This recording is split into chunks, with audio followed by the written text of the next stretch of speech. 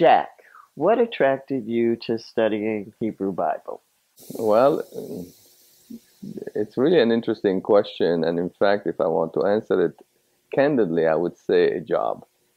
When I went to graduate school, in those days, I just wanted to go away for some reason or another from home because it was a different type of a world, business oriented, but I wanted to continue my studies. And I had applied for many, many type of fields. But Brandeis University offered me a scholarship. In those days, it was a grand offer. Uh, Full tuition plus $1,000 a year. I thought I'm a prince. This is in 1966. Oh, 62. So I went there and I began to study the ancient Near East and also at the same time to do Islamic studies.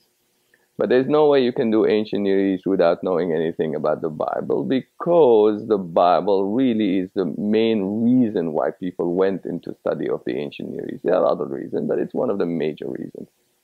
So I took a lot of courses on it and what have you, but I never thought of myself as a biblical scholar really. And then when my job opened up for me at the University of North Carolina, they had been advised by the great William Albright, one of the great scholars of all time, who had come there and told them what you need to do is find someone who does the ancient Near East with a focus on the Bible. So they asked me, do you have any focus on the Bible? I said, I'm going to be focusing on the Bible a lot, which is true. And it ended up to be that way. And as I taught languages and culture and what have you, it went all right. The thing about it is that the major scholar or the major senior scholar in that department at that time was Bernard Boyd, and he did all the Hebrew Bible. So he gave me a chance to really develop. And then unfortunately he died very young, and I took over some of the classes. And one thing led to another, and I ended up writing on it, and that's how you become a scholar, I guess. How has theological education changed over the years? Well, that is a very difficult answer for me. I don't, it's a terrible thing to admit now that I'm about to leave, but I don't have a theological bone in my body. Uh, Jews in general are not very heavily theological, although there were occasionally people who claimed to be uh, theologians, Richard Rubinstein and others. But in Judaism, the notion is after Moses Maimonides, there are no such things as theologians. So I never thought about it. And when I got my first job, it was at the University of North Carolina. It's a secular university, and they had no courses on theology as far as I knew. So when this offer came to me to come here, I had been there already 33 years. And I said, listen, there are a lot of miles for me still to cover. It was an attractive place. It was to teach students who were quite different than I had been used to. And among other things, many of these students were concerned about issues of theology. I had met that problem before. When you teach Hebrew Bible, you cannot escape the notion of biblical theology. So it only came when I came here that I matured into it. I have to tell you that on my first um, invitation to come, and I entered this building, and I looked up and I saw a cross on top of a building. I said, oh my gosh, what does it mean? I mean, for me to enter a place that has a cross on top. But I soon realized that the cross was pointing heavenward for people who are seeking it. And for others, there are other ways of thinking. And it worked out very well because I discovered, although I never learned much about theology, and I cannot tell you how it developed, I found the student to be absolutely perfect for me. They were interested without badgering me too much, since they don't presume that I would know much. And it worked all right. Over the years, I have learned a lot, much more from you than you learned from me about it. What new developments or schools of thought have emerged over the course of your career? Well, if you divide up my career into two parts, one is Assyriological, which means I study the ancient world, mostly Mesopotamia.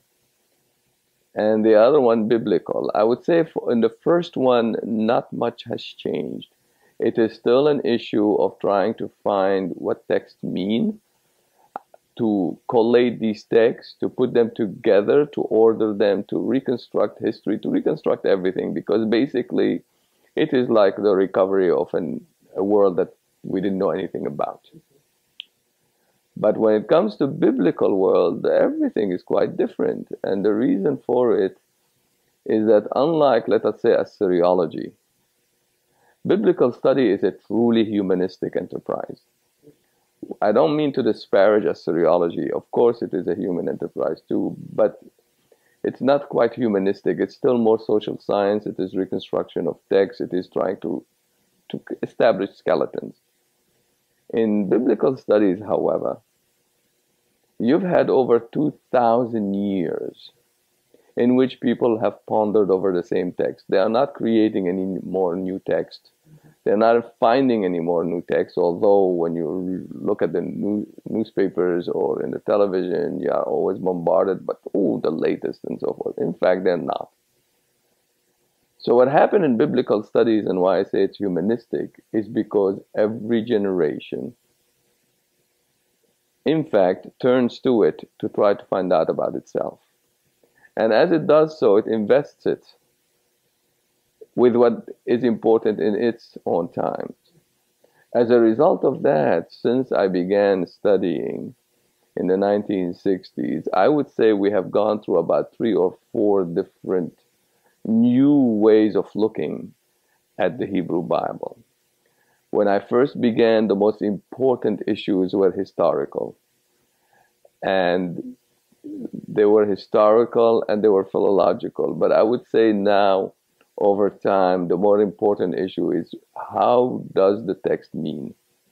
And as a result of that, if there are areas in which feminist scholarship is going to be involved, it's going to look at the Hebrew Bible in one way or another, and in some ways turn it around and change it.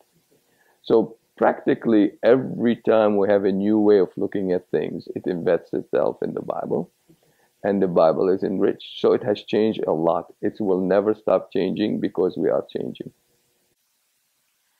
What projects, books, or anything you want to tell us about do you have planned to begin your retirement? Well, to begin my retirement, it's always in medias res. You never begin retirement. I have chosen this path of phased retirement, so I'm phasing. But just last year, I finished the first part of a commentary on the Book of Judges. It was 12th chapter. It was published by Yale University Press, all 600 pages of it. So I thought it's thick enough by itself. And during the time in which I was reading proofs and getting it ready for publication, I accepted to a small enterprise, which is to translate a few letters from the area I work on, which is a city called Mari, 1800 BC. And they wanted about 40 letters. We have about 8, 12, 1400 letters. I don't know how many. And it's just ridiculous. So one thing led to another, and now I'm just reading proofs on a book on the Mari letters. It's going to be a nice sized book of over 750 letters translated with annotation, so it's fine. And when this is done, I gotta go back to Judges, pick up with Samson and Delilah, see if I can make her a better person than she actually is. Make Samson a smarter person than he really is, which it wouldn't want to happen, but I'll try.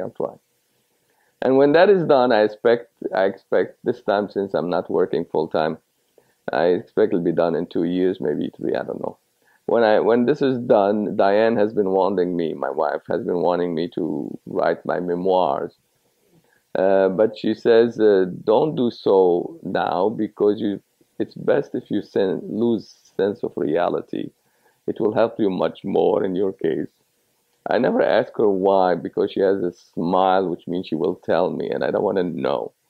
But basically, this is what she wants me to do, and I think I would like to do it. I don't have too much memory of my past in some ways, but I have a lot of sort of pieces of the puzzles for it. So maybe in writing it, it will help me understand something about where we had come from, a world that is no longer existing anymore. and where we are at it now, and what kind of things have over time been important to me. I know Vanderbilt has been important to me, played a major role in my life. I know the faculty here, I'll miss it a lot. As you know, I'm going back to Chapel Hill, where I had spent 33 years. And I know that this was really a welcoming and vigorous and intellectually stimulating place. I will miss it a lot. I'll come and visit it, and this way perhaps get freebies and free lunches, and maybe get to sleep in some places or another. But it's been a good trip so far, and I hope it'll last a bit more. Thank you very much.